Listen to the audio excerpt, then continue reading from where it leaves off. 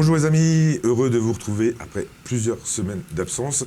On va parler comme chaque semaine de Free et des télécoms.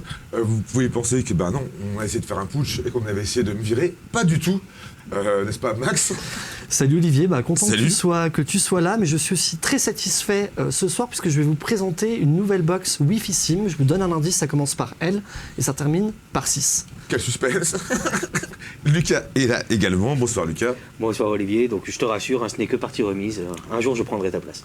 Un jour, ce jour est très éloigné dans le temps, je pense. En tout cas, j'ai très hâte de parler de box, mais pas que. Pas mal d'infos à présenter. On va en parler tout de suite avec le gros dos. Un gros dos consacré à une nouvelle box et à un nouveau Wi-Fi. Et oui, Orange est passé en mode Wi-Fi SIM cette semaine en lançant sa nouvelle Livebox 6 100% fibre, à peu près 2 ans après la Livebox 5 qui manquait cruellement d'innovation. Cette fois-ci, l'opérateur historique met quand même l'accent sur l'évolution avec une innovation majeure en commercialisant simplement un nouveau serveur, donc serveur Orange Livebox 6. Ses caractéristiques techniques promettent stabilité et performance, pas forcément tout de suite, mais en tout cas sur un moyen terme, avec l'intégration du Wi-Fi 6E. C'est la nouvelle norme Wi-Fi autorisée en France depuis décembre dernier, qui ajoute la bande 6 GHz aux habituelles bandes 2,4 et 5 GHz. Cela permet quoi? Cela permet de réduire énormément la latence, ça permet des débits décuplés et ça permet aussi de connecter beaucoup plus d'appareils simultanément. Alors seul hic, c'est bien ça le problème, le nombre d'appareils aujourd'hui compatibles avec le Wi-Fi 6E n'est pas suffisamment élevé pour pouvoir contenter tous les abonnés Orange qui souhaiteraient passer à la Livebox 6. Mais en tout cas, cette technologie a le mérite d'être là. On se souvient aussi des reproches sur la Freebox Delta, mais pourquoi 8 gigabits au lancement en 2018, sachant que c'était quand même compliqué d'avoir des appareils, des ordinateurs, etc. Compatibles. Voilà, quand on est en avance, quand on met en avant une innovation, il faut aussi s'attendre que derrière, ce soit un petit peu plus compliqué de pouvoir en profiter. Alors, l'opérateur ne fait pas les choses à moitié cette fois-ci, puisqu'il propose également jusqu'à 3 répéteurs Wi-Fi 6 sur demande, ainsi qu'une Airbox 20 Go 4G. Avec aussi la possibilité à l'avenir, Orange ne l'exclut pas de passer à la 5G, donc ça c'est très bien, ça permet d'avoir de la connexion en mobilité. Puis s'ajoute à cela aussi un nouveau service Wi-Fi Sérénité. C'est un accompagnement personnalisé avec un spécialiste Wi-Fi, donc c'est sympa en cas de panne. Donc c'est des choses qu'on pourrait peut-être retrouver plus sur les offres pro. Orange intègre ça pour une offre grand public, donc c'est vraiment un point positif. Côté filaire, petit regret, la Livebox 6 propose des débits descendant jusqu'à 2 gigabits seconde et 800 mégabits seconde en upload. Alors c'est moins que la Freebox Delta, comme j'ai pu le dire, ou encore la nouvelle SFR Box 8X, mais la stratégie de l'opérateur n'est pas là, c'est résolument le Wi-Fi. Côté design, jolie évolution, tout en tissu, tout en verticalité, qui permet aussi un petit peu à l'image du serveur B-Box Wi-Fi 6 lancé en 2020 d'améliorer le Wi-Fi.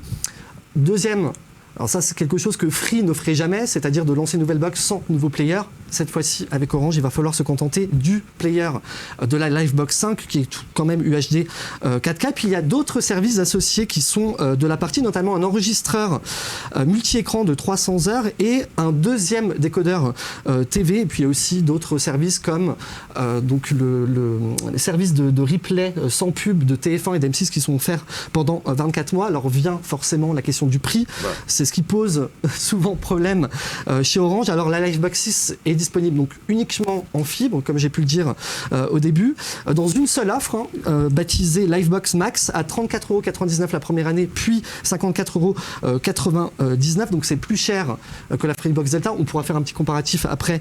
Lucas, une chose est sûre, c'est que je suppose qu'un certain nombre d'abonnés vont quand même, nouveaux abonnés vont casser la tirelire pour passer à cette offre-là, qui est quand même assez complète, en tout cas pour ce qui est de la connectivité, puisque Orange se base quand même sur le fait que 78% des Français aimeraient bien voir un meilleur Wi-Fi. Donc voilà, cette box répond à ce besoin-là, à condition d'en avoir l'usage. Ok, en tout cas c'est un bel hommage à toi Max, qu'ils aient Nommé l'offre Livebox Max. Livebox Max. J'imagine que c'est pour ça qu'ils l'ont appelé comme ça. Il n'y a pas d'autre raison. Il n'y a pas d'autre raison, évidemment. Et ben justement, on va comparer cette box avec celle déjà existante. Surtout avec la box qui pourra intéresser le plus les lecteurs d'univers Freebox, la Freebox la plus premium. Il s'agit de la Freebox Delta, évidemment. Donc Max, tu en as un petit peu parlé, notamment au niveau du prix. On est sur une tranche assez équivalente. Donc en dehors des périodes promotionnelles, on est sur 54,99 € chez Orange contre 49,99 € chez Free. C'est également la gamme à peu près des offres premium des autres opérateurs, comme la box 8X qui est à 50 € ou la B-Box Ultime, pareil, qui est l'offre premium de Bouygues. Donc comme tu l'as dit, la véritable différence qui va être la plus notable, en tout cas au niveau des performances des serveurs, il s'agit du choix pour la Freebox Delta de proposer des performances époustouflantes, pour le moins en filaire, avec sa fibre 10G iPhone qui propose donc jusqu'à 8 gigabits par seconde, alors que chez Orange, effectivement, le débit ne dépasse pas le 2 gigabits par seconde sur un même appareil. Alors, l'évolution par rapport à la Livebox 5, c'est qu'il y a un port de 2,5 gigabits, mais Orange a décidé de limiter à 2 gigabits. On ne sait pas trop pourquoi, en tout cas au lancement, mais ce ne sont pas 2 gigabits partagés. Cette fois-ci, c'est voilà, partagé sur un port. Exactement, là c'est vraiment sur un seul appareil. Alors que typiquement on a des offres qui sont un petit peu moins chères, typiquement la Freebox Pop, qui propose un débit allant jusqu'à 2,5 gigabits par seconde sur un seul appareil. Comme tu as dit Max, le choix assumé clairement d'Orange, c'est le Wi-Fi, la connectivité sans fil, ce que les techniciens appellent même le indoor, tout bêtement la meilleure connectivité chez soi au sein de son foyer. C'est pour cela qu'il a privilégié la connectivité avec un design vertical qui est censé pouvoir permettre une meilleure répartition des ondes et donc une meilleure couverture Wi-Fi du logement. C'est également pour ça qu'il propose donc jusqu'à 3 répéteurs selon le besoin et sur demande, et évidemment l'assistance dont on a parlé. L'assistance très poussée. Alors qu'est-ce qu'apporte la Freebox Delta de différent? Comment elle se différencie de la Livebox 6? Eh bien, justement, la Freebox Delta, typiquement, elle reste une offre beaucoup plus polyvalente, tout simplement, ne serait-ce qu'au niveau des contenus. On le sait, hein, la Freebox Delta, c'est Amazon Prime inclus, c'est TV by Canal inclus, c'est Netflix Essentiel inclus, mais également au niveau, même simplement pour les plus technophiles, hein, au niveau des capacités de son serveur qui sont bien plus multiples. On pense par exemple au serveur NAS, à la gestion domotique. Il y a un stockage interne, ce qui n'est pas le cas sur la.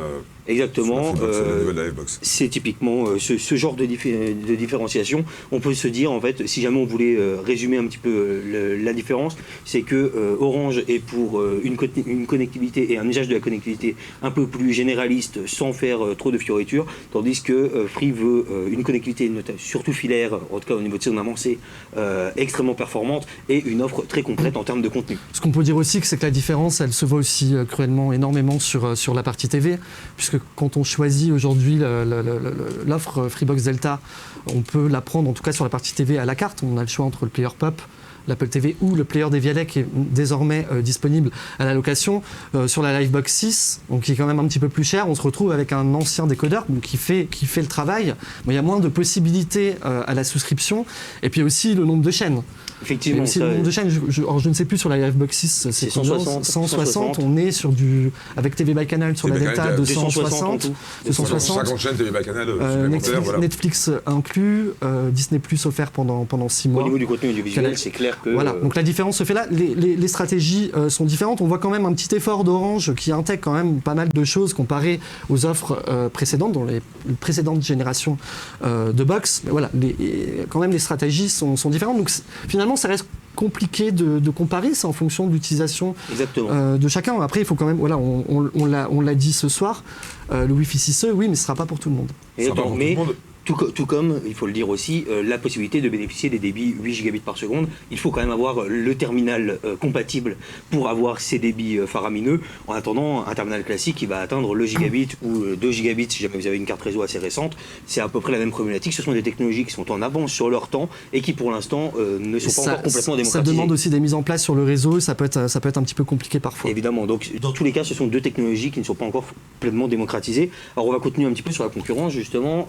Donc donc on a parlé de la Freebox, on va parler de la B-Box, puisque comme on vous l'avait indiqué il y a quelques semaines, Bouygues a officialisé le lancement du Wi-Fi 6E pour son serveur haut de gamme, donc que vous voyez à l'écran, qui avait été commercialisé en 2020 avec le Wi-Fi 6. Eh bien, l'opérateur l'a annoncé dès le 25 avril prochain. Ce serveur va recevoir une mise à jour de le hardware, pardon. Non, justement hardware. Donc c'est une nouvelle version qui va être commercialisée. C'est ça, Oui, voilà. c'est une nouvelle version. Pour en bénéficier. Donc il n'y a pas de mise à jour logiciel, c'est vraiment. Ouais. Donc, C'est ça. Il faut avoir un nouvel appareil. de toute manière, il faut en termes de carte, il faut apporter intégrer une nouvelle carte. Il faut apporter le 6 GHz. C'est ça, une nouvelle carte avec la troisième bande 6 GHz, comme tu l'as dit. Et pour continuer un petit peu de parler du Wi-Fi 6E, parce qu'apparemment c'est le sujet chaud en ce moment, en tout cas chez Orange et Bouygues, il faut rappeler quand même que Xavier Niel était le premier à en parler en 2020, en tout cas chez les opérateurs français, au lancement de la Freebox Pop, puisque à l'époque il était questionné sur l'absence de Wi-Fi 6 tout court sur cette nouvelle box. À l'époque, il avait expliqué lui que le Wi-Fi 6 avait été testé et qu'il avait été considéré comme bien trop instable, alors que le Wi-Fi 6E, pour le coup, réservait beaucoup plus de promesses, malgré maintenant effectivement un certain manque au niveau de la démocratisation de cette technologie. Alors reste à savoir si Free va décider de lancer de nouvelles versions, imaginons de la Freebox Pop ou de la Freebox Delta. Nous n'avons aucune information à ce propos. Ou si c'est déjà intégré, puisqu'on en a parlé lors du lancement, peut-être c'est déjà intégré, et peut-être qu'il y a juste besoin d'une mise à jour logicielle, comme ça a déjà été le cas pour d'autres versions. Je pense qu'il y a des personnes qui ont ouvert le serveur Delta et l'auraient vu. Enfin, on sait que des Freenode, là, depuis l'annonce de Bouygues et d'Orange, des Freenode essayent à tout prix de rechercher le processeur et le matériel présent dans les Freebox. En tout cas, visiblement, Xavier avait raison, il parlait des Wi-Fi 6E. Mais il s'est fait damer le pion. Après, il faudra poser la question directement à Xavier Niel, certainement à la prochaine convention Free, puisque aujourd'hui, voilà, le Wi-Fi 6E est très peu utilisé. Les industriels ont du mal à s'y mettre. Il y en a même beaucoup qui préféraient même attendre le Wi-Fi 7. Qui ont même fait le choix directement d'attendre le Wi-Fi 7. Qui ont même fait le choix. Alors, est-ce que pour Free... il va falloir encore patienter peut-être. peut-être. Mieux lancer le Wi-Fi 6E ou attendre le Wi-Fi 7 qui n'arrivera pas maintenant par contre. Ah non, le Wi-Fi 7 c'est fin 2023 la commercialisation autorisée. Mais beaucoup d'industriels ont fait ce choix-là, on vous en parlait il y a quelques semaines déjà. Ok, on a fait le tour, les amis. On a fait le tour. Et dans ce cas-là, on va passer à la vidéo de la semaine et on va parler de complètement autre chose. Vous le savez peut-être pas, Free a lancé l'année dernière son université Free pour essayer de dénicher des talents qui vont bosser dans le groupe de Xavier Niel. Le bilan a été fait cette semaine et on va regarder une petite vidéo à ce sujet-là.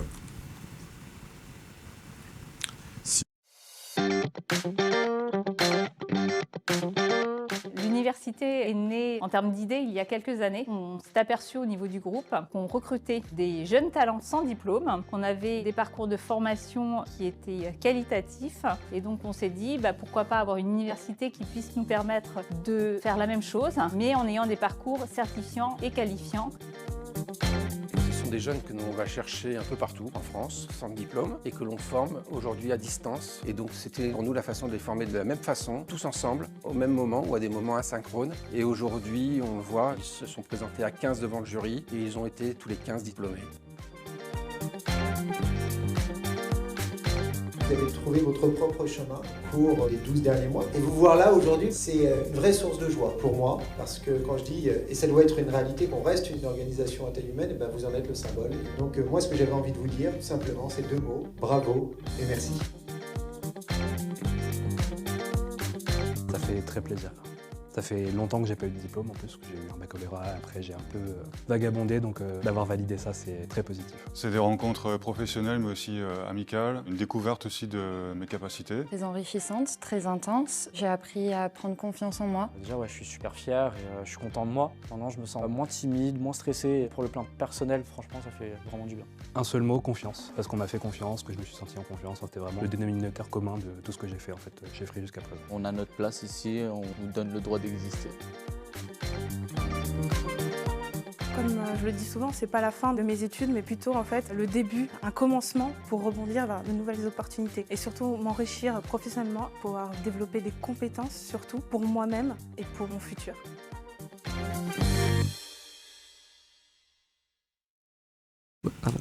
Voilà, donc bravo à tous ceux que vous avez vus à l'écran. C'était aussi à Gilead. On y va mardi pour un événement. On a le droit de le dire ou pas? En tout cas, tu teases. Ah donc je l'ai dit. Donc il y aura ça ne concerne pas Free directement. Ça se passe au siège d'Iliade. Voilà, on n'en dit pas plus, justement, restez connectés à Univers Freebox. Vous en saurez plus la semaine prochaine. La semaine prochaine, voilà. On enchaîne avec la rubrique préférée de tous ceux qui nous regardent. Pas vraiment. Non, pas vraiment, je pense que c'est plutôt le free fight. Ouais. Bah, toi, c'est ma rubrique On fera peut-être un sondage. Fait des généralités, alors. C'est le up and down. C'est ça. Donc Max, toi, c'est un up. Oui, je vais vous parler de Free. Alors vous le savez certainement, Free c'est le deuxième recruteur sur la fibre derrière Orange. Il propose aujourd'hui ses offres FTTH à près de 25,5 millions de foyers français. Cela représente 86% de toutes les prises déjà déployées sur le territoire français. L'opérateur a d'ailleurs annoncé aussi sa volonté de lancer ses offres sur 25 réseaux d'initiative publique en 2022. Oui, vous l'avez bien compris, hein, il manque encore des réseaux sur lesquels Free n'est pas lancé. Manquait notamment à l'appel les réseaux de XP Fibre. Alors XP Fibre, c'est l'ex-SFR FTTH, donc c'est l'opérateur d'infrastructure de l'opérateur au carré rouge. Et bien écoutez, cela avance vraiment bien puisque Free commence à proposer ses Freebox en fibre optique au moins sur 7 réseaux opérés par SFR. Je les cite, il y a Semafib 77, donc en Seine-et-Marne, Essonne Numérique, Hérault Numérique, Oise Numérique, Vigard Fibre, c'est dans le Gard, Isère THD, donc en Isère, génial, et Eure-et-Loire THD. J'imagine en Lorraine. Eh bien non.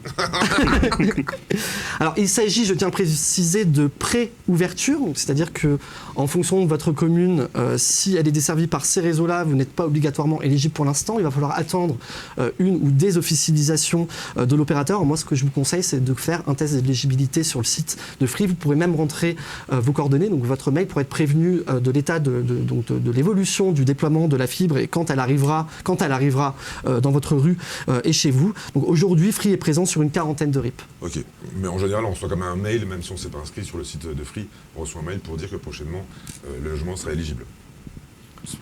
Comme ça, on peut au moins mettre toutes les chances de son côté pour être averti. Ah bah vaut mieux, oui, on sera averti en avance si évidemment on s'inscrit. Ah, pour les abonnés ADSL, oui, certainement. Oui, c'est ça, oui, pour la migration.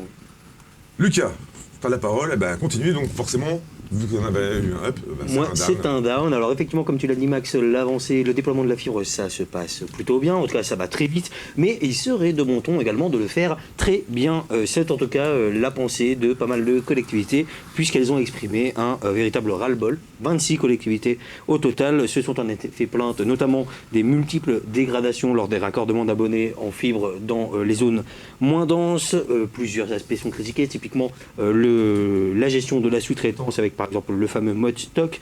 Il considère qu'il y a trop d'opérations réalisées par de la sous-traitance qui sont mal rémunérées, je cite, et pour certaines réalisées en dépit des règles de l'art et de la sécurité des personnes. C'est une chanson qu'on entend un peu trop souvent, y compris au goût de Laure Audière, qui est régulièrement, la présidente de l'ARCEP, qui est régulièrement sollicitée à ces sujets, y compris pour des interventions mal réalisées. Alors, d'après ces collectivités qui se sont donc exprimées, le plan d'action de l'ARCEP pour un déploiement de la fibre, entre guillemets, dans des conditions correctes, n'est pas vraiment respecté. La situation ne s'améliore pas. Et donc, ces collectivités, elles appellent les opérateurs à déjà respecter leur contrat de base et à faire leurs interventions de manière correcte. Et en plus, elles proposent, elles demandent aux opérateurs de se soumettre à 2 mesures. Typiquement, d'abord, fournir des plannings d'intervention des sous-traitants, c'est-à-dire être bien au fait de qui va intervenir ou pour ces communes-là, et en plus de conditionner le paiement à l'opérateur de la prestation de raccordement. Il faut, pour que le paiement soit effectué, il va falloir transmettre un compte-rendu d'intervention complet et exploitable, puisque dans les 6 derniers mois, expliquaient les collectivités, 85% des comptes-rendus n'étaient pas exploitables. Autant dire que ça fait quand même une majorité d'interventions assez peu transparente, dirons-nous. Donc c'est un ras-de-bol assez collectif. Alors, le problème vient du fait qu'il y a des sous-traitants, des opérateurs, mais ces sous-traitants eux-mêmes embauchent des sous-traitants, voire encore différents échelons de sous-traitants. Et donc du coup c'est un peu l'anarchie. Alors ça c'est en train de changer, on en parlait il me semble la semaine dernière. L'ARCEP a remis son plan d'action en novembre dernier. Alors il ne s'agit pas d'obligations données aux opérateurs d'infrastructure et aux opérateurs commerciaux, mais de recommandations. Par contre il y a quand même une chose qui est mise en place, c'est l'AVICA qui l'a dit, mais encore, il y a aussi la contrepartie. Oui, effectivement, on se retrouve avec 7 rangs de sous-traitance. Jusqu'à 7 rangs, Jusqu'à 7 rangs, et là, on se limite à 2. D'accord. Là, l'objectif pour tout le territoire français, c'est de limiter à 2 le rang de sous-traitance. Et d'ailleurs, à 2, non, c'est très peu. C'est un sous-traitant, un prestataire plus un sous-traitant. En revanche, il faut noter par exemple qu'il y a typiquement lors de la Rodière, qui, comme je l'ai dit, assez souvent sollicité là-dessus, s'est exprimé récemment pour une collectivité qui avait exprimé être favorable à l'idée de tester le fait qu'un sous-traitant unique soit attribué à une zone bien précise. C'était dans le cadre d'une commune de l'Essonne, Paris, ou d'une agglomération de l'Essonne, qui se plaignait de raccordements mal réalisés. Et donc, elle s'est cette semaine déclarée favorable à ce type de test, à voir si un jour ça pourrait être réalisable à grande échelle. Ce serait bien que oui, que ce ne soit pas juste une recommandation, mais que ce soit une obligation.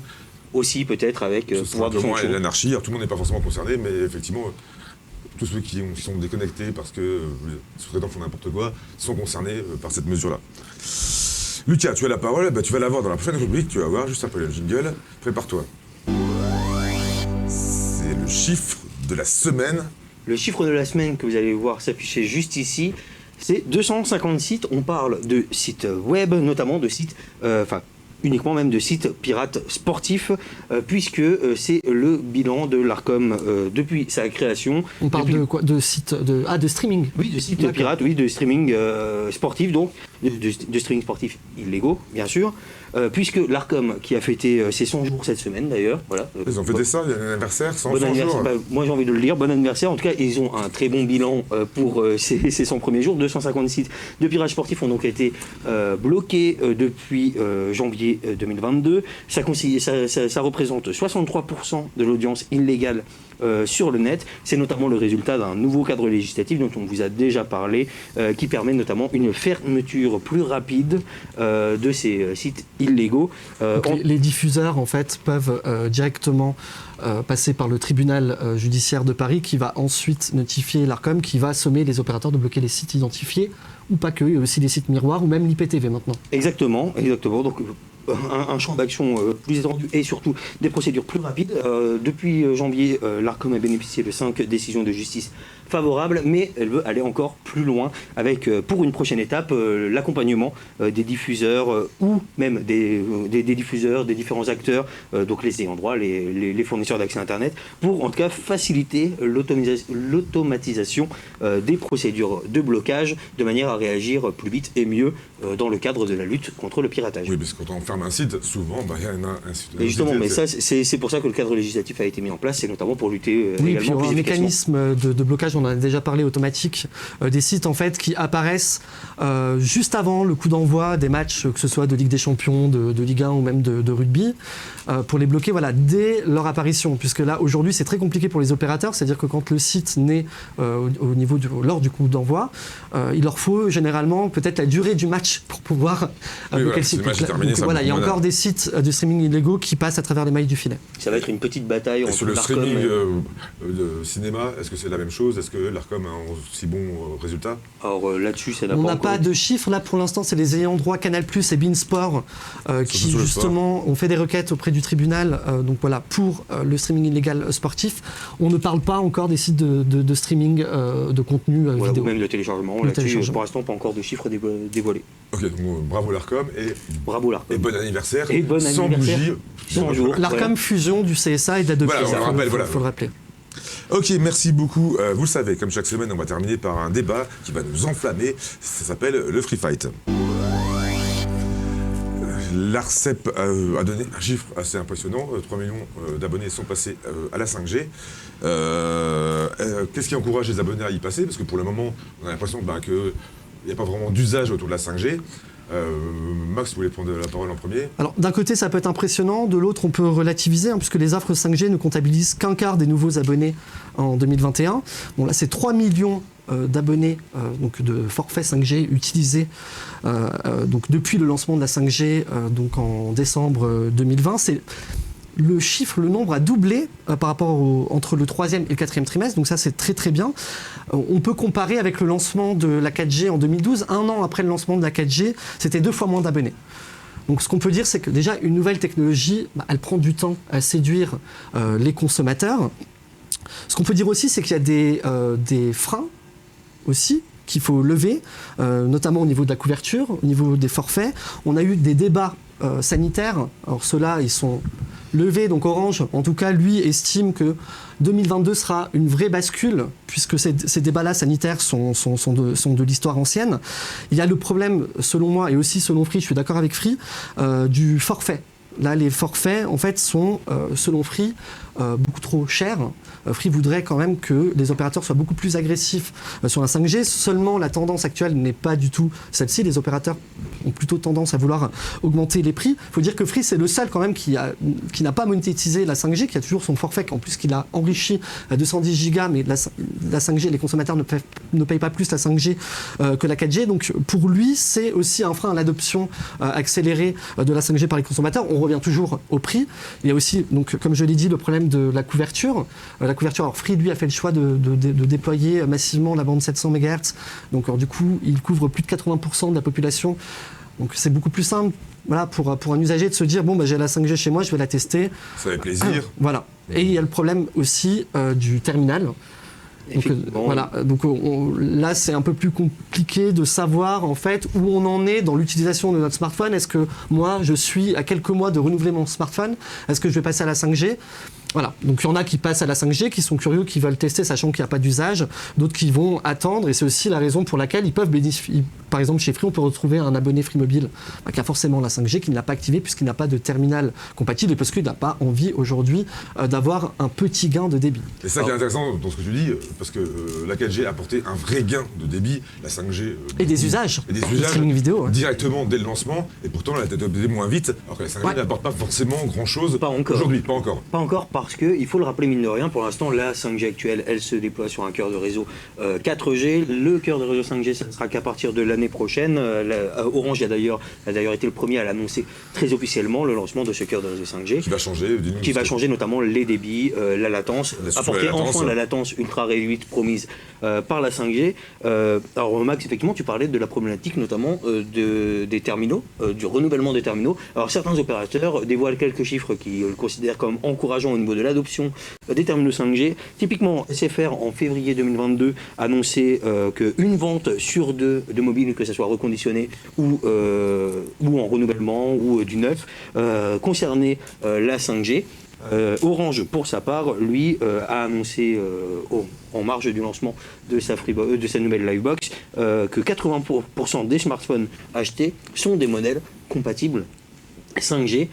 Concernant la problématique de la couverture, effectivement, pour l'instant, on est encore loin d'une couverture équivalente à celle de la 4G. Alors, on le sait, Free est leader, tu l'as dit, avec plus de 80% de couverture.